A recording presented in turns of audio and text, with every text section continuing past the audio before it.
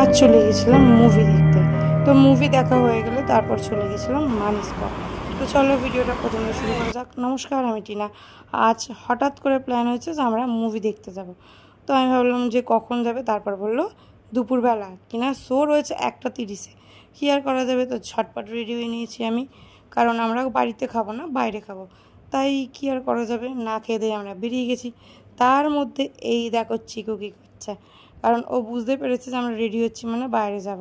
তো ও তো শুনবে না কারোর কথা। এই দেখো জামা টামা পরে নিয়েছে সবাই, তারপরে তো ও যেতে দেবে না, ঘাউ ঘাউ করে যাচ্ছে। আর এও চলে এসেছে। তারপরে তুই সাজুগুজু করার পর শুয়ে পড়েছে কেন বিছানায় বুঝতে পারিনি। আমি বললাম যে কেন শুয়ে পড়েছো, তো কিছু বলছিল না, বলছে কী আর করা যাবে, শুয়ে পড়েছি। তারপর কি করব, তো আমি নিচে এসে দাঁড়িয়েছি। তো আমরা যেহেতু আজ 3জনেই ম্যাচিং ম্যাচিং পরেছি, মনোজটা খালি আলাদা হয়ে গেছে। এই দেখো আমরা 3জনেই ম্যাচিং ম্যাচিং পরে নিয়েছি।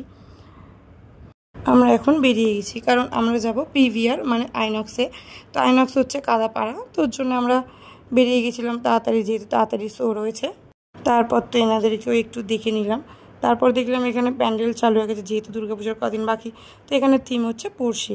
তারপরে এই দেখো লেকের পাশ দিয়ে যাচ্ছে, কারণ কাদাপাড়া যেতে গেলে, আমাদের আইনক্স যেতে গেলে লেকটা পার করে যেতে হবে। তো ওর জন্য লেকের পাশ দিয়েই আমরা যাচ্ছিলাম। তারপর চলে এসেছি আইনক্স। তো ভেতরেও আমরা ঢুকে গেছি। তো ভাই এখানে ফার্স্ট ঢুকে গেল।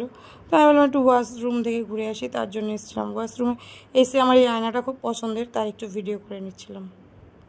তারপরে তো এখানে বইটাও আস্তে আস্তে চালু হচ্ছিল। এখানে প্রথমত বলে রাখি, আমাকে ভূতের বই বলে বশীকরণের বই দেখাতে নিয়ে চলে এসেছিলো। কী আর বলা যাবে, আমার যা রাগ হয়েছিল সে আমি ছাড়া কেউ জানে না। তারপরে বইটা আস্তে আস্তে চালু হয়ে গেল। এই যে বইয়ের নামও দিয়ে দিয়েছে। ফার্স্ট সিন মানে ফার্স্ট বইটা তো দেখিনি, তো সেকেন্ড বইটা দেখাতে নিয়ে এসেছে। তো আমি আর কী করবো, কারণ আমাকে ভূতের বই বলে বশীকরণের বই দেখাতে নিয়ে এসছে। তো চলো আর কি করা যাবে। তারপর তো দেখতে দেখতে কিছু বুঝতে না পারলাম বইটার, দেখতে দেখতে হার্ড টাইমও হয়ে গেল। তার মধ্যে ভাই বললো কী করবো, বসে বসে গেম চালিয়ে দিয়েছে। মানে কি বলবো আর, মানে অ্যাড দিল কি, আর ভাই গেম খেলতে চালু করে দিয়েছে। দেখো এদিকে অ্যাড হচ্ছে আর এদিকে আমার ভাই গেম খেলছে। তো ভাইকে বলছে এই দেখো, এখানে আমার যে হাসি পাচ্ছিলো, ভাই আর আমার মুখের কাটিং মিলছিল না। বলে দেখো ভাই তোমাকে কত কালো লাগছে। তারপর বইটা দেখা হয়ে গেলো। প্রথমত আমি বইটার মাথার মধ্যে কিছু বুঝতে পারিনি। তো যাই হোক, তারপরে ওখান থেকে বেরিয়ে গেছি আমরা ঝটপট, কারণ যেহেতু কিছু খেয়ে যায়নি, আমাদের খিদে পেয়েছিল।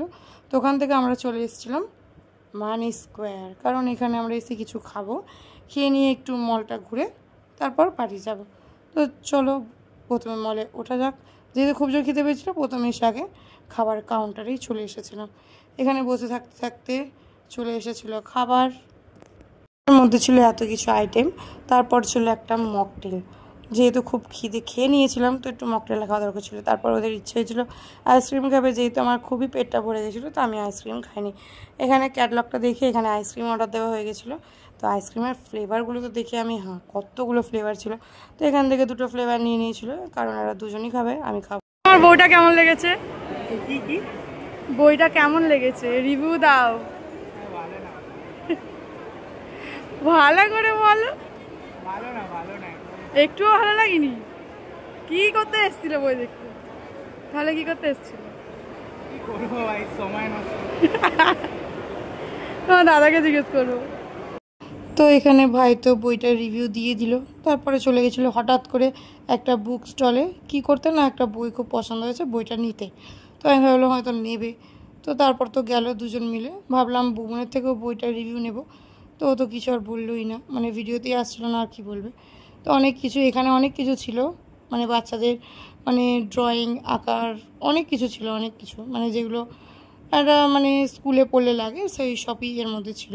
তো হঠাৎ করে দেখলাম এরা দুজন মিলে 2টো বই খুলে বসে গেল। কি পড়ছিল ঠিক বুঝতে পারছিলাম না। আমাকে বলেছিল ওদের একটা বই পছন্দ হয়েছে, তো ওটাই নিতে এসেছে, কিন্তু বইটার দাম দেখে আর নেয়নি। তারপর ভাবলো সে তো ঘরে থাকে না, বইটা নিয়ে কী করবে, ওর জন্য নিল না, এই যে রেখে দিল। তো ভাইয়ের হঠাৎ 101 নম্বর বই খুঁজে পেয়েছিল, ওই বইটা নিয়ে বসে পড়েছিল টেবিলে, কি না ও পড়বে। আমি তো এটা বুঝতে পারছিলাম না, বইটা নিয়ে পড়বে তো এত মোটা বই ও পড়ে শেষ করবে কী করে। তো চলো তোমাদেরকে দেখায় ও কী করছিল। এই যে 101 নম্বর বই নিয়ে বসলো পড়বে বলে, দেখা যাক কি পড়ে। তো এই যে বইটা খুললো, আমি ভাবলাম হয়তো পড়বে। এই যে সেরা 101 নম্বর অলৌকিক বই, কী জানি কী যে পড়ছিল, খুব মনোযোগ দিয়ে পড়ছিল। হঠাৎ করে দেখলাম অনেক কটা পৃষ্ঠা উল্টে এখানে চলে এলো।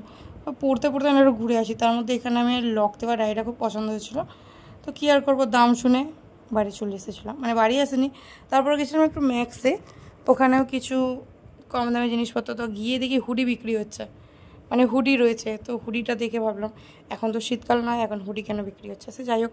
তারপরে এখানে কটা জামা ছিল যেগুলো আমি দেখলাম, মানে খুবই ভালো ছিল, কিন্তু দাম দেখে আর নিতে ইচ্ছা করছিল না, এটাই যা। অনেক কিছু ছিল এখানে। তারপর দুটো টি শার্ট নিয়ে চলে গেছিলাম ট্রায়াল করতে, তো টি শার্টগুলো এতটাই বড় ছিল, তারপর নেওয়া হয়নি। তো যা হোক, এখান থেকে অনেক কিছু ঘুরে টুরে বেরিয়ে পড়লাম আমরা বাড়ির উদ্দেশ্যে।